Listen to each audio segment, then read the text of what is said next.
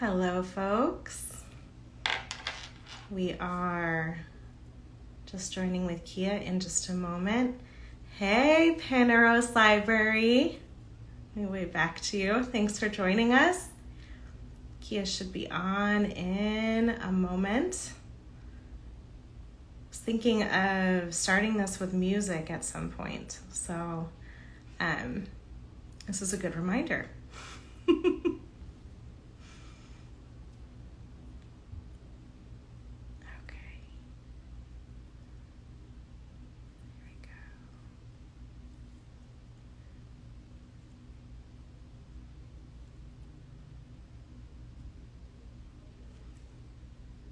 Hey, Erin, thanks for joining us. Appreciate you.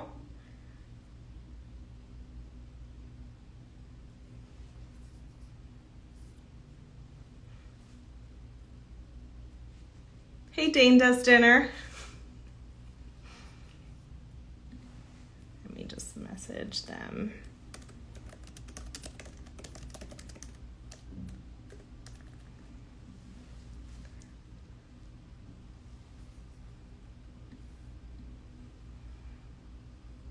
Okay.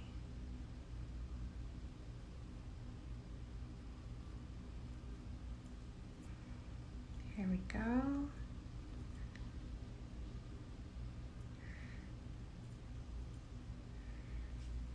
Hi, folks. Thank you again for joining us. Everyone who's coming in, we are just connecting with Kia any moment. Here they are. And we connect. Let's see. Ah, Hello. hi, friend. How are you? I'm good. How are you? I'm good. Let me just adjust this a little bit there. Now I can see you. How's your day going? Pretty good. I'm really excited about this topic today. Yes, me too. And I think I'm looking forward to hear. You and I actually haven't talked too much about compersion or No. jealousy, so I get to chat with you live about this, which is really exciting. Yes. Do you want to do a quick intro? And then for folks joining us, we're talking about compersion and jealousy today, and we can just do a real quick intro, and you can listen to the rest of the videos that we have on our Instagram for more info. Yeah. So I am Kia, aka Mixed Pucks Aplenty, and I am a sex educator. Specifically, my realm of expertise is in polyamory, BDSM and kink, specifically femdom and service. And I do this minicast, this podcast with Mia. It's awesome. Thanks, Kia. And I'm Mia, a certified sex therapist, specialized in working with erotically marginalized folks, also shifting that language a little bit. And Kia and I have been friends for a while now, and we are venturing into this collaborative experience on sex education through an intersectional lens, which is really great. I'm a student of intersectionality and queer theory, and I'm grateful to be here with Kia. Talking about a very cool topic today, one of our favorites. So yeah, well, why don't we dive in? Can start talking a little bit about compersion. I receive this question sometimes, is that a real word? It absolutely is a real word, and I have a little bit of a spin on it too.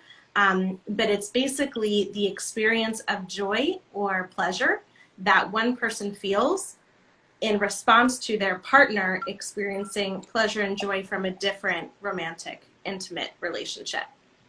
And the spin here is that I don't necessarily think it has to be intimate or romantic for somebody to experience compersion. I think we can experience compersion when a close friend or colleague experiences some sort of joy or success in their lives. And we can experience that joy watching them experience joy. So that's another kind of a spin on compersion. We can talk more about that later. Yeah. How about you, Kia? Do you have anything to add about that? Is that how you see compersion too, or a little different? That is how I have seen compersion play out. Yeah. I have lots of feelings about compersion, so this is really exciting to get to talk about it. But that is my understanding of what compersion feels like. Yeah. But your understanding of what it feels, you have a little look there. Is it an emotion? Are you open to sharing? Is that an experience you feel? Do you feel compersion, or have you before? I mean, sometimes I do, and sometimes I don't. And I know that, like, and I'll get into it a little bit more later about, like, why that is. But, like, for example, I went to the beach with some of my poly mates recently and had a lot of compersion during that because I was with two of my partners, and then like one of my partner's ex-partners was with us, and one of his current partners was with us, and it was just kind of nice to see him interact with all those folks and how that all works. So I think I was comperting a little bit, I think. But it definitely depends on, I think, sometimes my relationship with my meta, which is the person that is dating the person that I am dating. Yeah. So Kia's talking about a meta, short for metamor, which is, if we look at the visual of it, we should actually put a visual up of what that looks like too, to help with the ability. But it is the partner of one of Kia's partners. So that is a relationship dynamic in and of itself. Absolutely. Yeah. So I'm hearing that the compersion is kind of contingent and unique to the relationship you have with your meta. Yeah. Cool. Okay. Nice awareness. I love that. Awesome. Mm-hmm. Your partners feel compersion? Have you experienced partners who have felt compersion? Yeah. I mean, I've had, it's oddly enough, two partners with the same first name. Both Joshes in my life have been the most, those people bleed compersion. Like, it makes them so happy. They want to know as many details as they're allowed to know. These are the type of people that when you're getting ready for a date, they're making sure that your hair is just right. They're like, oh, I would take this coat to go with it. Like, they're emotionally invested in that, in, you having a good time. And it's pretty dope, like, when that happens. But like I said, these two individuals especially, like, just were so full of compersion. Like, it was just second nature to them, and I was just like, how do you do that? Like, I want to know how you do that. I love it. But yeah, that's wonderful. And then they show it, right? It's difficult to kind of hide that. Why would you want to hide the compersion, right? It's a beautiful experience. Yeah, absolutely. Yeah. And how about jealousy? What are your thoughts about jealousy? Do you want to define that one, or you want me to go? Yeah, I can. Yeah, let me do that. So jealousy, concern that something you have will be taken away. It's uneasiness, it's fear, suspicion, associated with the feeling of protectiveness. Jealousy is, like, I personally believe that some folks just don't have the jealousy emotion. Like, when they were when they were created, whatever happened in their situation, that particular switch did not get flipped for them. And they're just like, whatever, like, yay. And then other folks, like, it's there on the ready. It's a part of them. But I'm a big fan of, I don't think that jealousy is inherently bad. I think just like any emotion that, like, you are allowed to have it. Your emotions are your emotions. You're allowed to feel them. You're allowed to just hold space for them. It is what you do next that you are responsible for. Your actions you're responsible for. So, I think that's been the easiest way for me to be able to hold, air quotes, negative emotions. Yeah. Oh, I love this here. Yeah, I don't feel jealousy. It's so hard for me to understand when it happens near me. Yeah, I really just think that some people, like, you are not wired that way. And that is, like, I wish I was like not wired to have that, to be able to feel that, or it's interesting. But yeah, these emotions that are negative, they don't feel great to feel them sometimes, right? Like, it And it's doesn't feel like, what great is to feel that? this, Yeah. right? And so that's a sucky feeling. But being able to make space for that, make time for that, hold space for that, I think is really important. And then you can decide what you're going to do next, because Totally. I think that's where people get really tied up.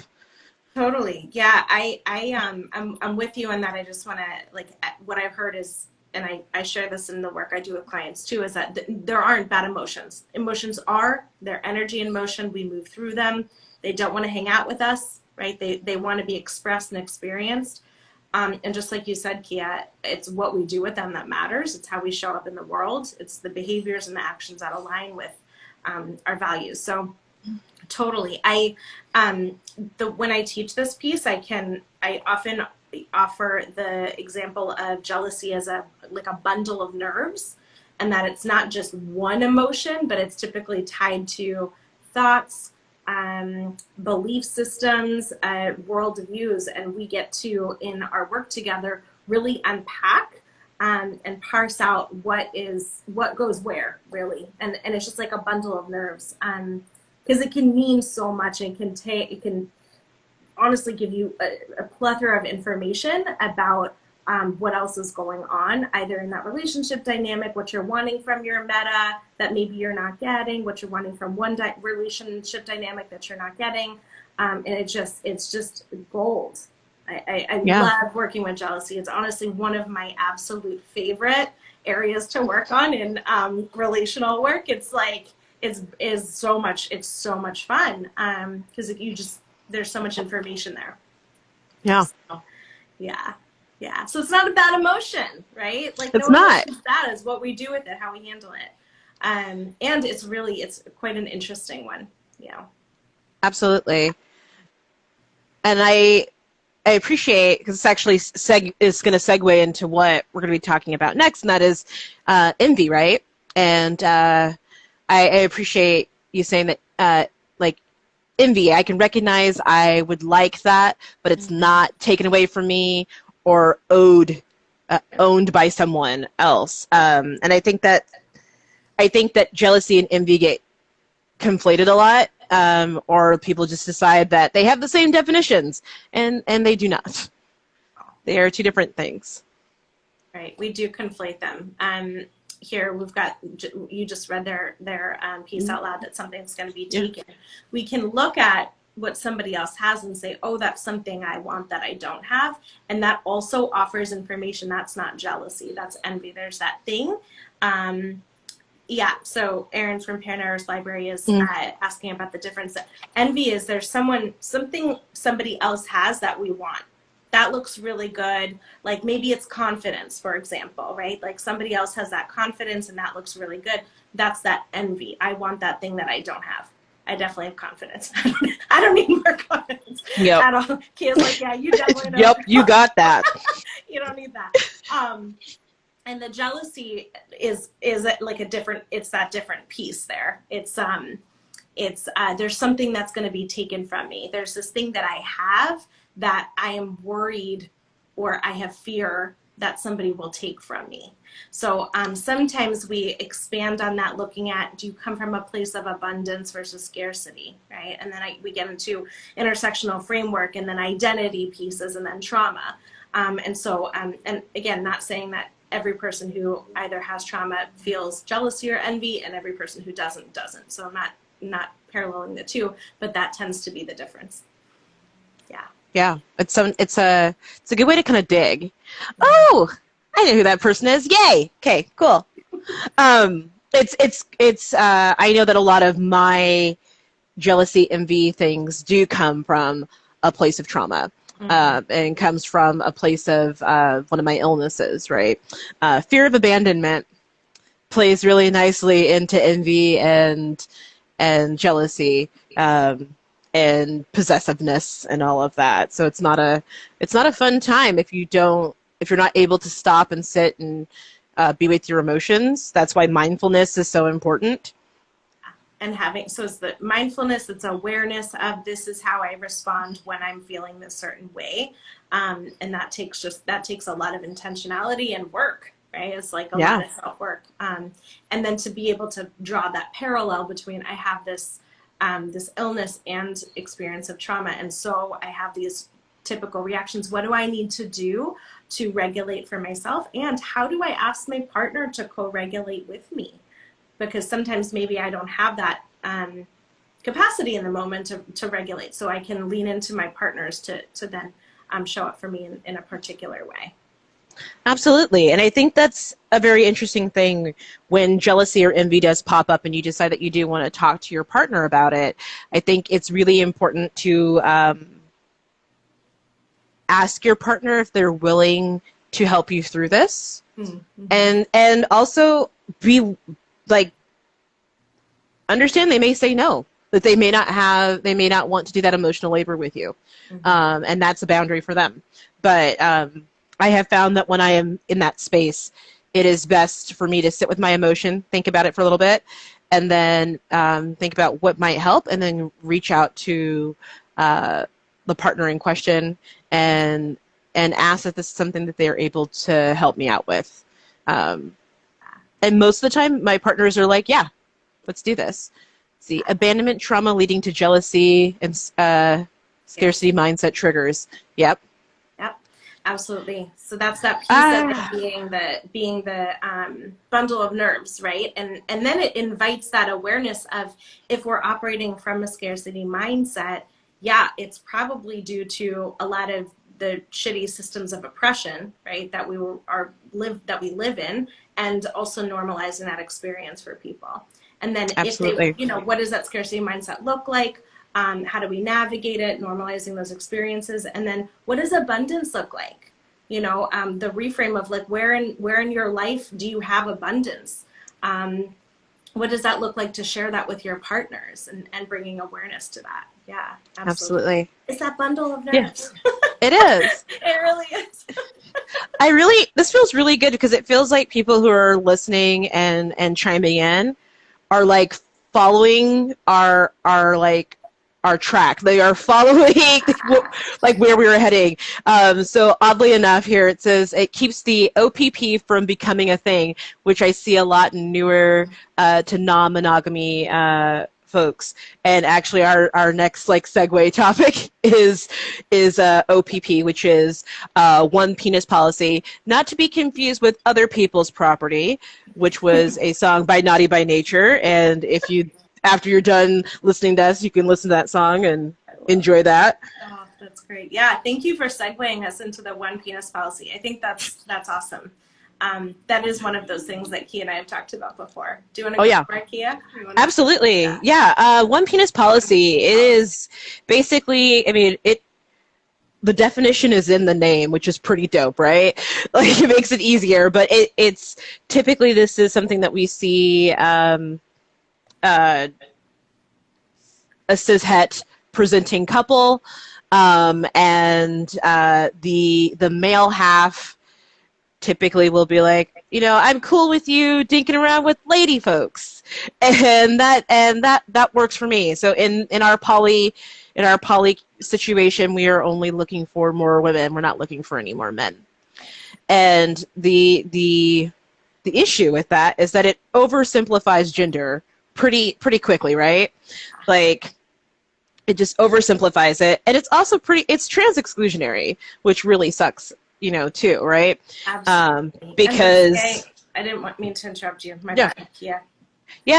Because women can have penises, so that's a thing. So this is where we're at with that, and it tends to center around male privilege and cisgender men making the rules in these dynamics, or it's a matter of the female half of this group, of this pairing, wants to explore their sexuality with women maybe at first, and then sometimes it's a matter of this couple has decided that all they really want is a threesome. So we're unicorn hunting, and we're going to basically take a woman and absorb her into the fold of what we already currently have. Mm-hmm. Absolutely. And I mean, the one and OPP, I don't know. I just think it's loaded with insecurity, which can start triggering jealousy. It triggers the envy. It triggers all of these different emotions that, if folks aren't willing to talk about why they only want one dick around, chances are pretty good that they're probably not going to be in a place where they want to sit and actually think about where their jealousy is coming from, where their insecurity is coming from, where the envy is coming from. So, I mean, it's a pretty weird place to be, I think. And I think it makes it really difficult to actually have genuine, open conversations if this is the place that someone's going to land and may not want to budge from that. Well, that's where we're rooted in the patriarchy, right? And that's this hetero relationship that you're talking about. We have someone who said earlier that it can also be a one pussy policy, right? Yep. So not just the one penis policy, but also the one pussy policy. So what is that about, right? Like, and is it keeping folks from potentially experiencing compersion or potentially experiencing intimacy? Where did you come up with that policy, right? Like, what's it about? Is there fear behind that? And if so, let's unpack that fear and learn from it. Let's unpack the jealousy or the envy and learn from it. You know? Absolutely. And it's the girl and fetishization. Yes. Right. Awesome. And it also, like, one of the things that it does, it makes other relationship configurations that are not this, it makes them seem less than, right? So the thing I used to hear from folks is, well, I'm okay with them dating a girl because it doesn't count. It's not like she's going to run off with the girl. So you're already kind of hearing this, it's that possessiveness, this property. They're not going to take what's mine. I can't even consider them as a threat because I don't even consider that relationship to be real. Right. The minimization of it, right? Yeah. If it's a woman who she's kissing, it doesn't matter because I, as the male, am superior, right? Yep. Or that relationship is superior. Yeah, absolutely. Yeah, patriarchy. It's fun. All the isms. It's so fun. Oh my gosh, so fun. Yeah. Do you have policies around gender or relationship systems in the dynamics that you have around certain policies of like, yeah? I mean, what does that look like for you? I kind of want to maybe make that a little more. So, as a non-binary person, it's really fun because I get to be Schrodinger's gay. Right? So are you gay or queer because I'm floating between the binary? I do what I want, right? So inherently I am the queer factor in any relationship that I'm in. Unless they are also queer, then now we're just a super queer situation. But my partners are pretty, like, there's really no, like, rules on, like, one penis or one pussy or what have you policies. I say that one of my partners, I truly believe, is just Kia sexual. Like, like, that, like, it's just, like, whatever I am, that's what he's into, and that's just kind of that. Does he identify as that too, or is that kind of your pet name for him? That's kind of my pet name for it, because like what he's attracted to, it all comes back to, well, it's you, and it's behaviors and mannerisms and things like that. So it's pretty fascinating to me. My submissive partner that I've been with for 3 years, we pretty much, the only rule that's in place there is surrounding dominant partners. So I really just don't want to be dealing with another femdom in his life. So, because, nah. right? So like we're not doing that.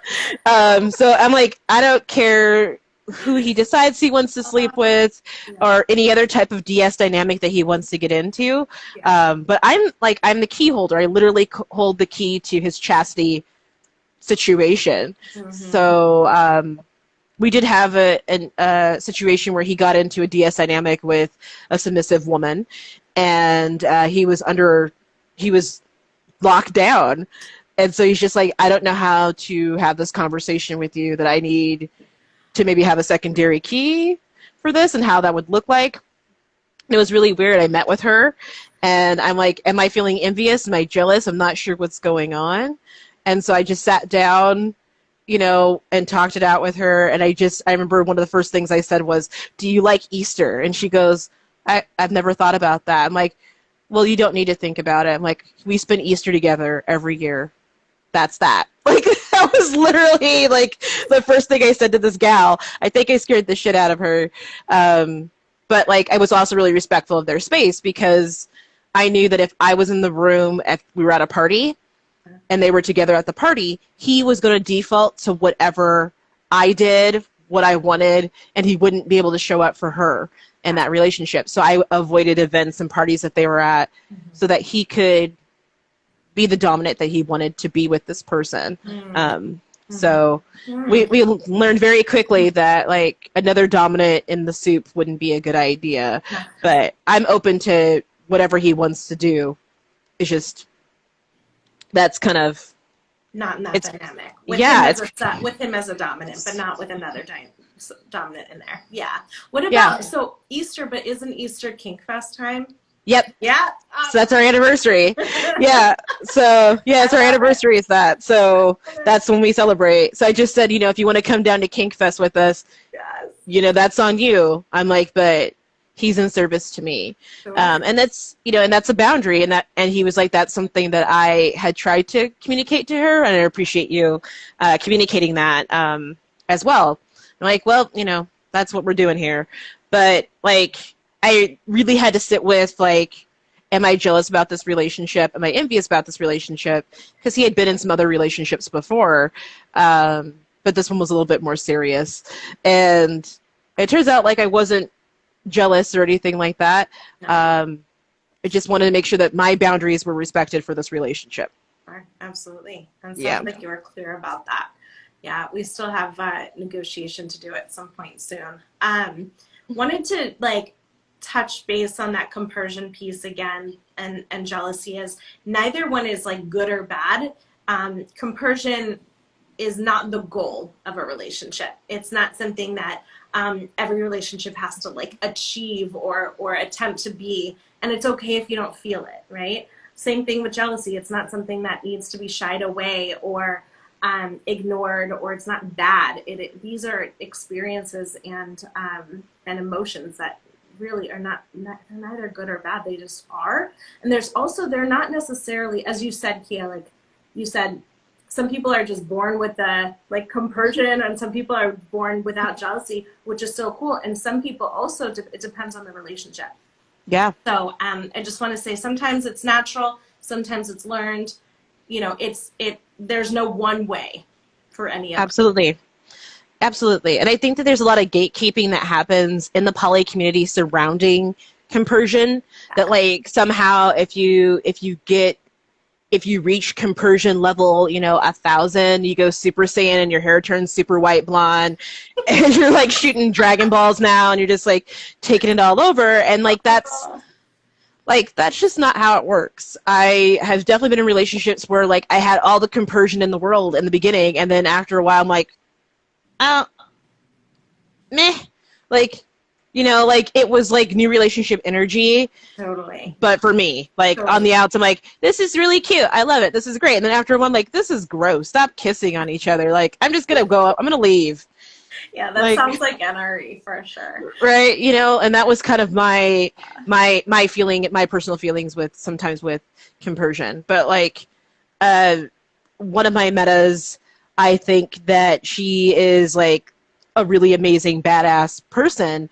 And so it's just like anything that she does, I'm excited about. I'm excited about it. her and I chit chat here and there. We go out and have coffee and things like that here and there. We do check-ins and all of that. And like, I'm just a big fan of hers. But I've had other metas where I'm just like, if I never have to interact with you or see you, that would be so great. I don't like being in the space with you, which is unfortunate because I'm a kitchen table poly person. That's what I like. I like it when everyone can kind of come to the table and have a good time and enjoy being around each other. Yeah. But there's definitely just some folks you're not going to get along with. Doesn't matter that you have this one person in common. It's just not enough. Right. Yeah. It's really okay. It also offers information. And we shift throughout, I mean, sometimes the week, sometimes throughout the month, sometimes throughout the year. And so sometimes you might want to be in relationship with someone a little bit more than other times.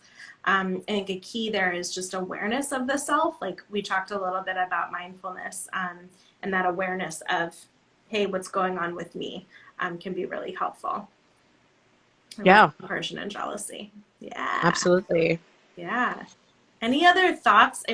This is so wonderful. Thank you all also for your comments. This has been so great to read the comments and what's been helpful throughout our talk today. So please continue doing that. This is so great. It definitely shows that that we're all kind of tracking and everyone, we're all kind of going into this this really similar mindset as we go down this rabbit hole together, because this is definitely a rabbit hole. It is a rabbit hole. Yeah. And we've got Emma right there saying when their secondary partner had their anniversary, you were stoked.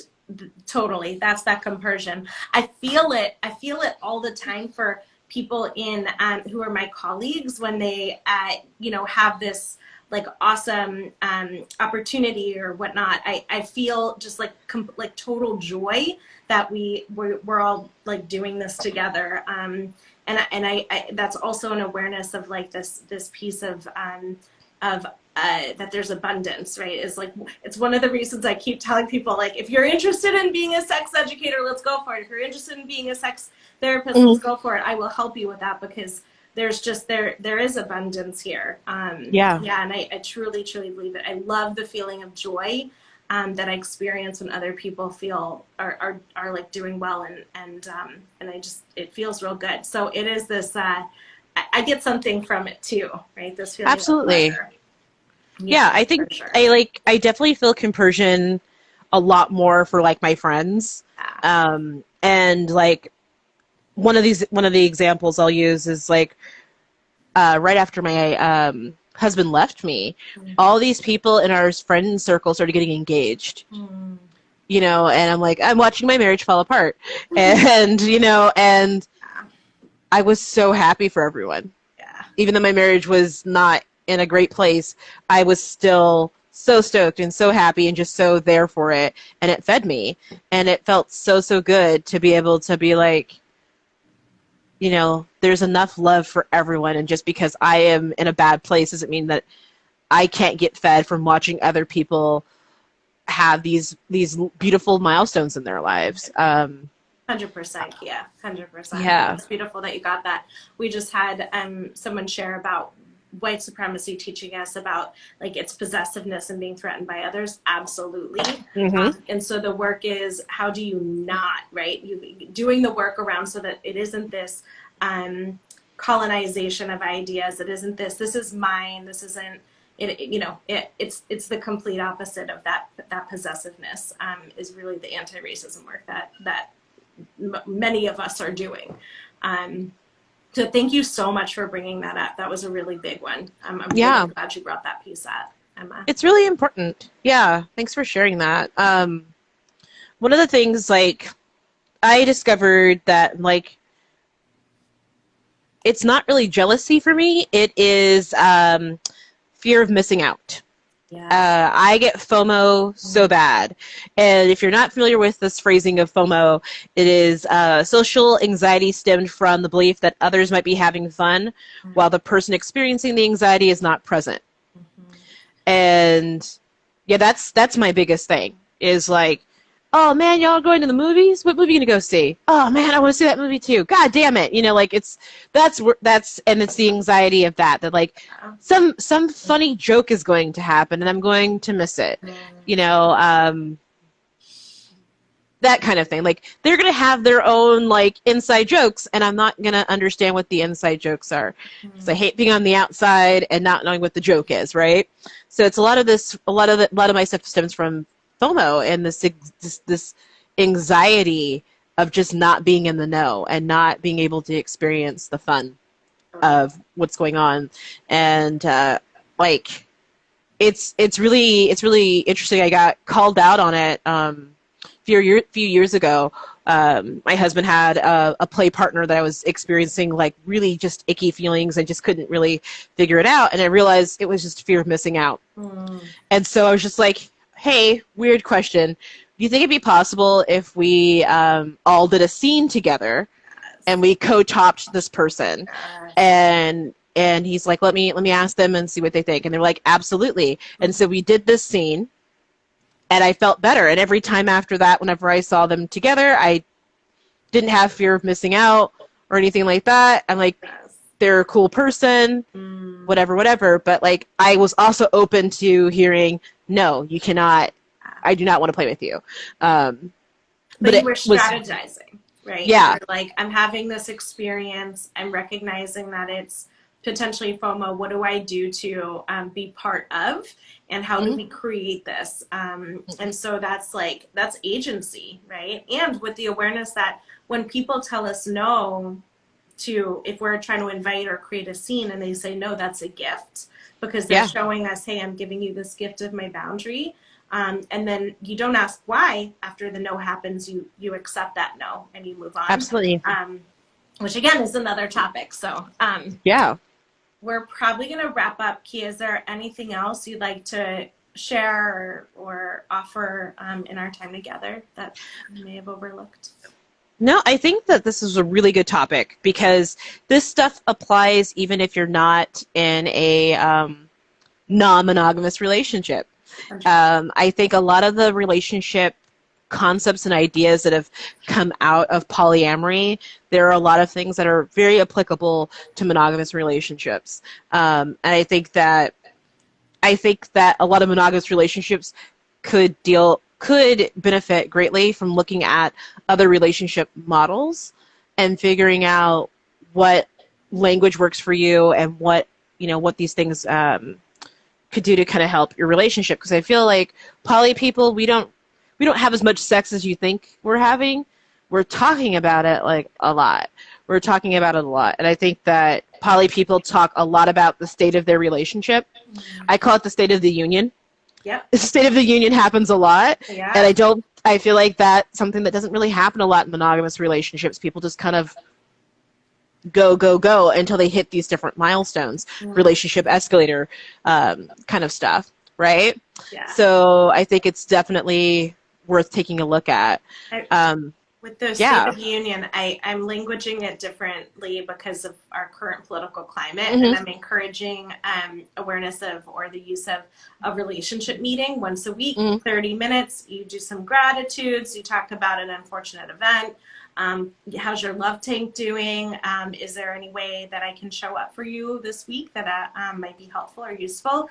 And then you close with a couple of appreciations that you have for your partner. So again, I think that could be a totally different topic we talk about for sure. Absolutely. Those check-ins. So our next one, what's our next one? It's coming up in 2 weeks. Yeah, so our next Minicast is in 2 weeks. And I believe we're talking about polyamory and children. There we go. So that is really, really great. And that's going to be September 2nd. But if you feel like you haven't gotten enough and you need more, we are willing to give you more. Actually, this Saturday, the 22nd, we're going to be doing a more extended podcast. It's going to be about an hour. And we are interviewing Miss Brick House. Yes, I'm so stoked about this. It's going to be amazing. And we're going to be talking about erotic embodiments. We're going to be talking about wet ass pussy. We're going to be talking about that. Yeah. And sex work and all that kind of fun stuff. So it's going to be really, really interesting. I'm really excited. But you can get your So you can get a ticket to see a burlesque show, and at the end of the burlesque show is our podcast. You can get a jump on it and hear it before anyone else does, before we release it to the masses. Yes. So what you'll do is you'll go to the Pucks Aplenty page here on Instagram, and if you go to the bio and the link tree there is a link, and it will take you straight to ticketing. And so I think after tax, it's $11.50. You get a full ass burlesque show, plus you get a podcast featuring the two of us, of course, with Miss Brickhouse, right? Yeah. So it'll be really neat, and we're really, really excited about it, and I think the topic is pretty amazing. So we're going to get into some really interesting thoughts and ideas around female empowerment in sexuality and all kinds of stuff. So it'll be real fun. Oh yeah, so cannot wait. It's going to be, and I think we'll probably also put the link in the SexualiTea. What link? I think it is there. It is. I think it's actually there. Mm-hmm. It is there too. So we can check it out here or at Kia's handle too. Either or. Yeah. Some ideas. Yes. It's been really good. It's going to be so good. I'm so excited. And even if you can't attend yourself, purchase a ticket for someone that you love, and they can come and check it out. Mm-hmm. If you're like, I can't purchase a ticket, I can't come, whatever, or you can purchase a ticket but you can't attend, we are looking to have folks donate a couple of tickets to BIPOC individuals so they can enjoy the show also. So hit us up. But yeah, it's going to be good. And thanks everyone for coming. This has been so lovely. It's so wonderful to see your comments and see your handles here and all the love. And we're thrilled. Kia and I are thrilled to be here and offering information. Reach out to us if you have topics you'd like us to cover, and we're here to help.